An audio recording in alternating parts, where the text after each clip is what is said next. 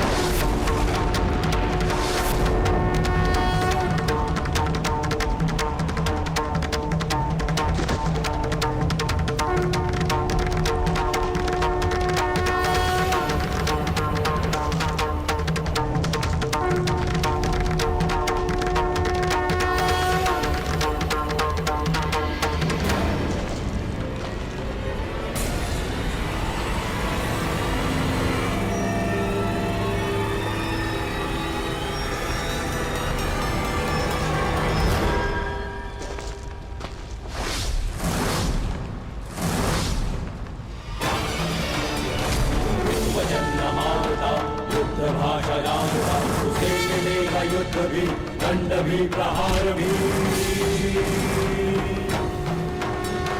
दम कटेगा पाप का, नाश होगा नीच का, दमन करेंगे वासुदेव उसका अहंकार भी।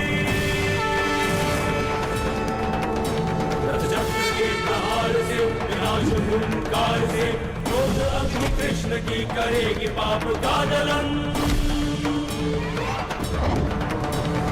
पाप से गति नरा राही मां पुकारती, ईश द्वार का समक्ष अपना त्राण मांगती।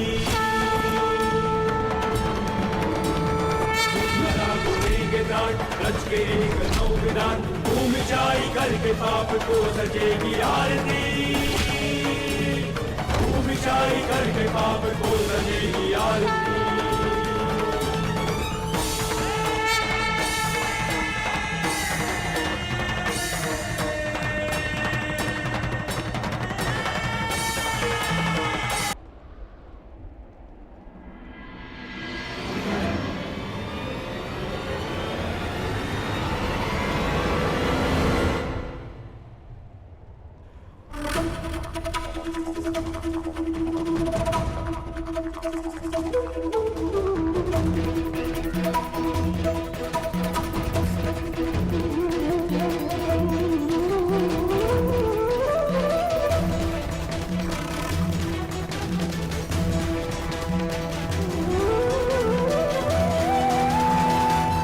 पाप के मार्ग में आना मेरा कर्तव्य है, परंतु नियति के मार्ग में आना मेरा अभ्यास नहीं।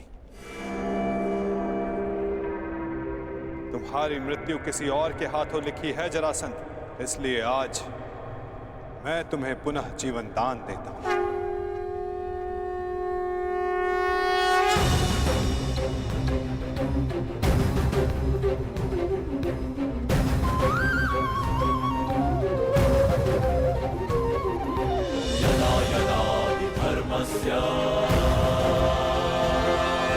ग्लानिर्भवति भारत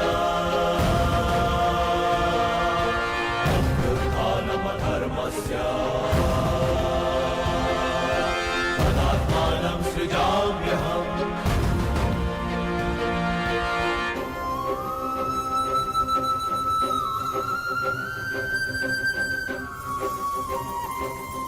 परित्राणाय साधूनां विनाशाय च दुष्कृतां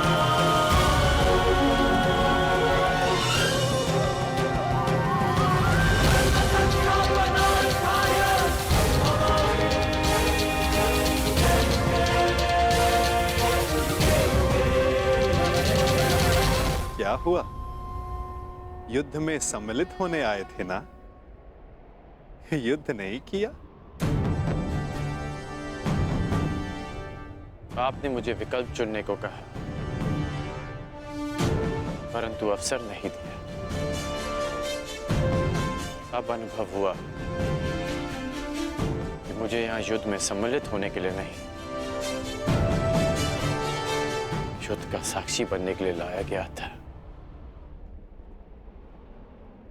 अनगिनत जरासंधों से भरे इस संसार में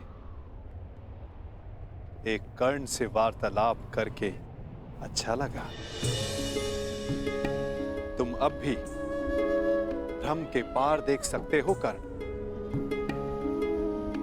युद्ध समाप्त हुआ और तुम्हारे वचन पूर्ति का उपकर्म भी।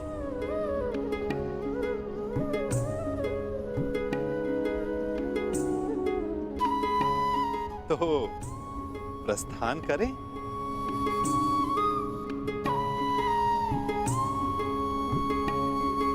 रुकिए।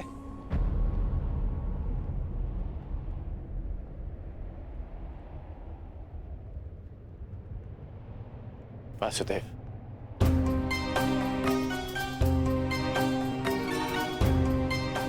अपने आप नटवर है और ना मैं रथी, इसलिए अब ये रथ मैं चलाऊंगा। अब आपका सारथी मैं बनूंगा वासुदेव। मैं सदा नटवर था और सदा नटवर ही रहूंगा अंगराज। नियति ने हमारी जीवन यात्रा में तुम्हारा रथी होना निश्चित किया है और मेरा सारथी होना।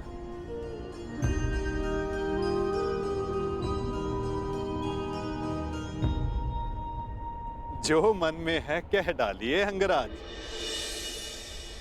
युद्ध ना कर पाने का खेद है? नहीं, क्योंकि जिस युद्ध में आप सम्मिलित हों, वहां किसी और का युद्ध करना व्यर्थ है।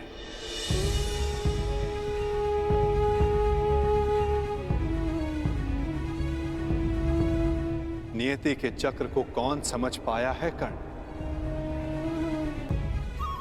कौन जाने वो दिन आए कि हम दोनों युद्ध में सम्मिलित हों और मैं सम्मिलित होकर भी शस्त्र ना उठाऊं।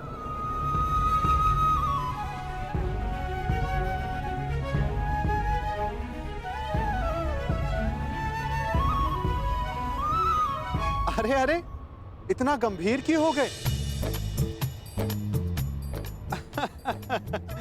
मेरी हर बात पर विश्वास करोगे तो चले जाओगे, और यदि मेरी हर बात पर अविश्वास करोगे तो अधिक चले जाओगे। अब सोचने में ज्यादा समय व्यर्थ मत करो कर्ण, रथ पर बैठो। क्या अब भी कोई यात्रा शेष है?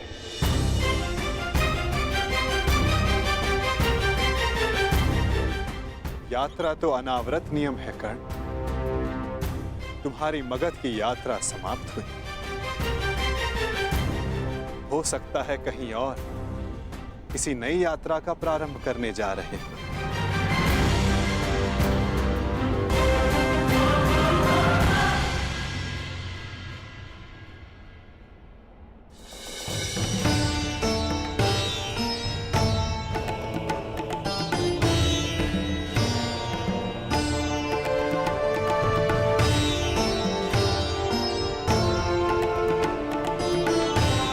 यात्रा मंगलकारी हो पुत्रों।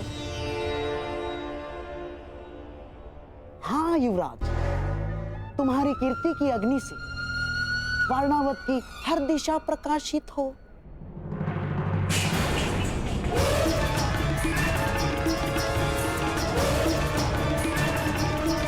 पहना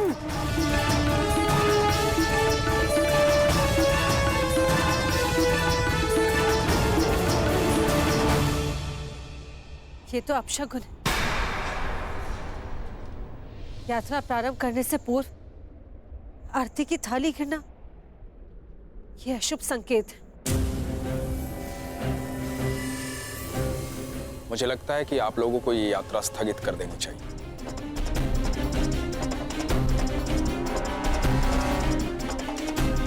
शास्त्रों में लिखा है, किसी भी शुभ मुहूर्त में कोई विघ्न आए तो उसे टालना ही उचित है।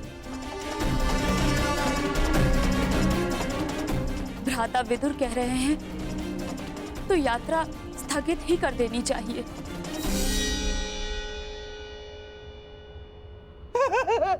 क्या क्या कह रहे हो बहना? अरे अग्नि तो पवित्र होती है और कदाचित अग्निदेव ये संकेत दे रहे हैं कि इस यात्रा में वो पांडव भांजों के साथ ही है।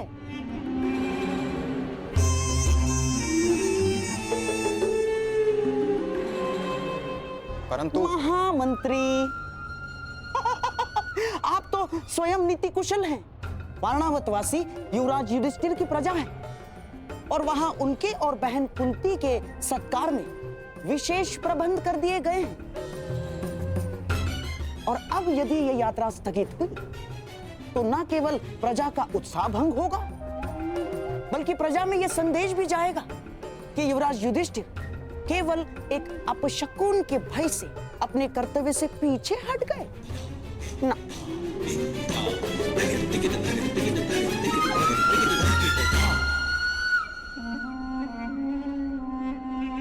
महामंत्री, ये युवराज युधिष्ठिर का अपयश होगा। परंतु यहाँ युवराज की सुरक्षा का प्रश्न है। सुरक्षा? महामंत्री, जिसके साथ भीम और अर्जुन जैसे महाबलशाली भाई हों, जिन्होंने पांचाल को बात ही बात में परास्त कर दिया हो, उन्हें किसका भय? मामा श्री का मत उचित है काका श्री, परंतु आपकी मंत्रणा भी आवश्यक है। यदि आप कहेंगे तो हम नहीं जाएंगे।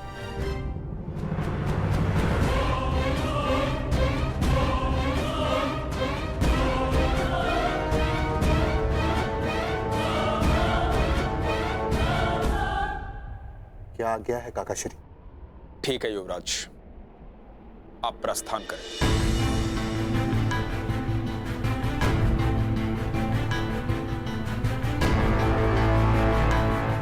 यात्रा मंगलमय हो।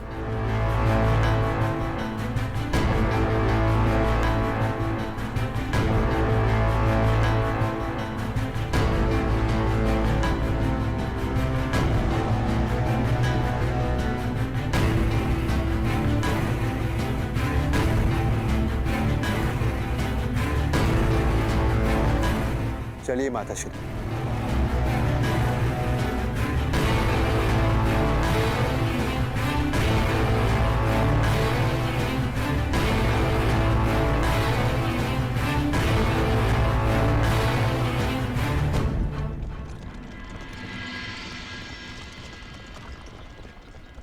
अंतिम विदाई युवराज, अंतिम विदाई।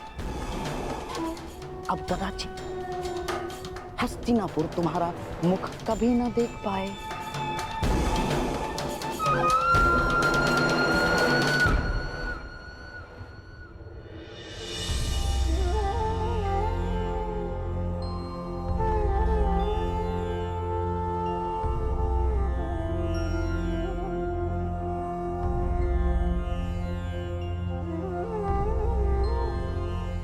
वासुदेव,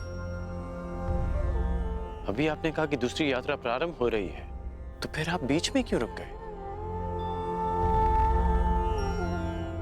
विचार कर रहा हूं अंगराज कि कुछ यात्रा यदि प्रारंभ ना की जाए तो भविष्य पूर्णतः भिन्न हो सकता है।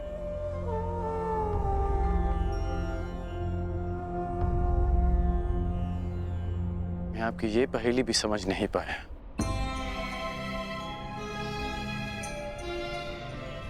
हर पहेली का उत्तर हमारे चयन में होता है अंगराज,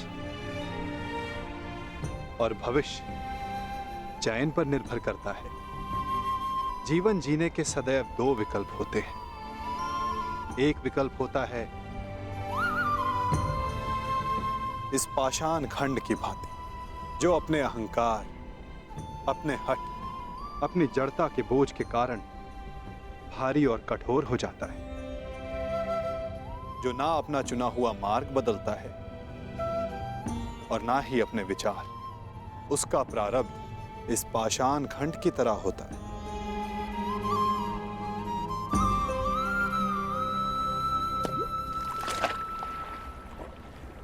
जल में डूब जाना। और दूसरा मार्ग वासुदेव?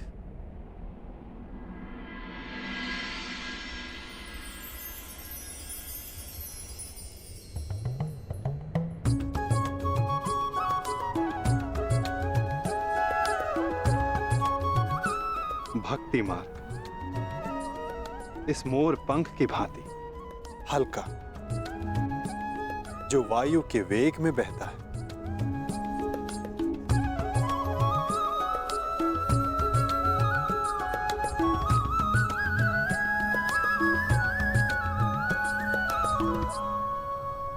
जो इस मोर पंख की भांति होते हैं, वे अपने आप को ईश्वर की इच्छा के हाथों ऐसे समर्पित कर देते हैं जैसे इसने स्वयं को वायु को समर्पित किया। इसीलिए वायु उन्हें किसी भी ओर ले जाए, वे सदैव ईश्वर की गोद में रहते हैं। यदि हर बात में ईश्वर की इच्छा है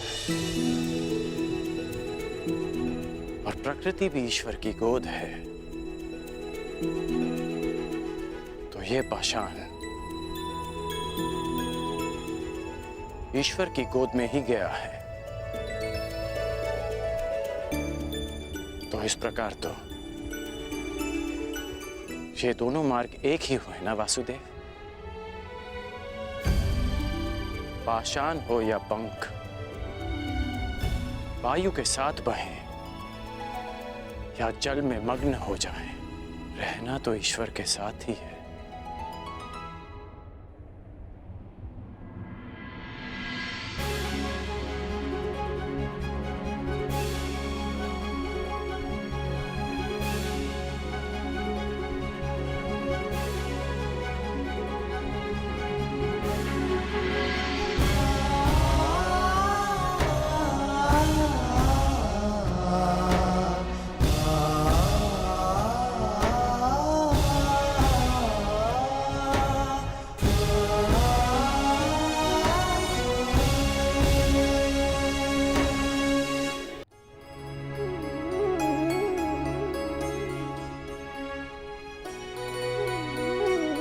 मैं हमेशा तुम्हारी प्रशंसा करता आया, परंतु आज तुमने मेरा सम्मान अर्जित किया है कर्ण।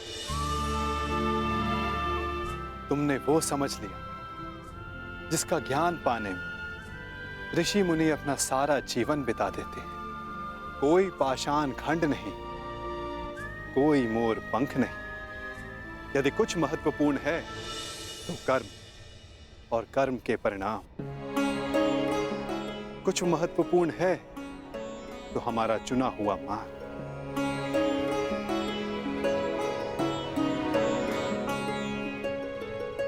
बहुत ज्यादा सोचते हो अंगराज, बहुत समय भी व्यर्थ करते हो। अब यहीं रहना है या आगे चलें? रुके तो आप हैं वासुदेव। कहा था ना, जीवन मार्ग में रुककर देख लेना चाहिए कि लक्ष्य उचित है या नहीं। और हमारा मार्ग हमारे साथ छल तो नहीं कर रहा है।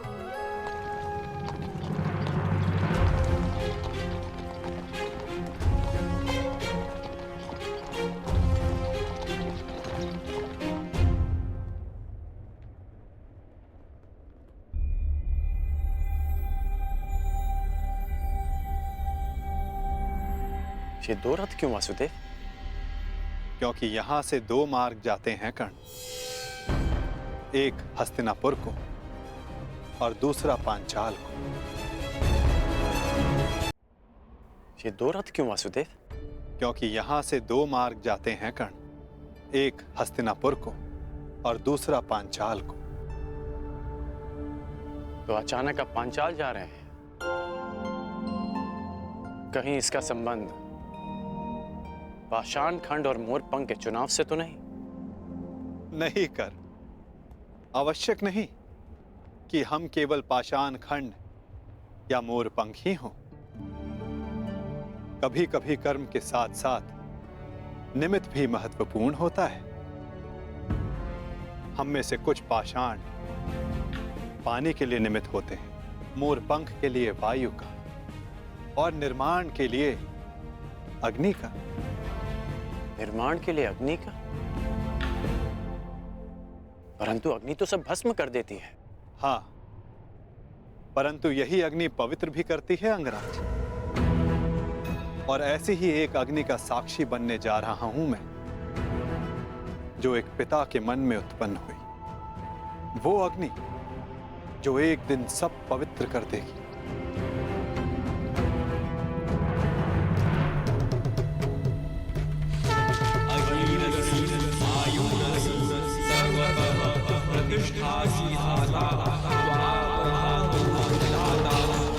हमारे प्रतिशोध की अग्नि शांत करने के लिए 2 अतिथि शीघ्र प्रस्तुत होंगे द्रौपद।